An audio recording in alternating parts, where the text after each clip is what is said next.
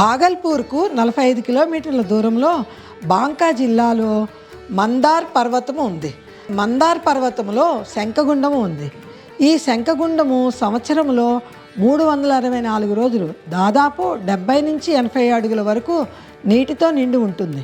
మహాశివరాత్రి గడియలలో ఈ గుండంలో నీరు మొత్తం మాయమవుతుంది. గుండం అడుగున ఉన్న పాంచజన్య శంఖము భక్తులకు దర్శనమిస్తుంది.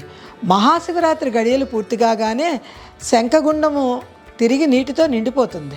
పరమశివుడు పాలసముద్ర వదనం జరిగినప్పుడు వచ్చిన ఆలాహలాన్ని ఈ శంఖంలో నింపి సేవించి నీలకంఠుడయ్యాడు. మహాశివరాత్రి గడియలలో నీరు ఎక్కడికి వెళ్తుంది, గడియలు ముగిసిన క్షణమే నీరు ఎలా వస్తుంది అనేది నేటికి అంతుపట్టని రహస్యము. ఓం నమ శివాయ.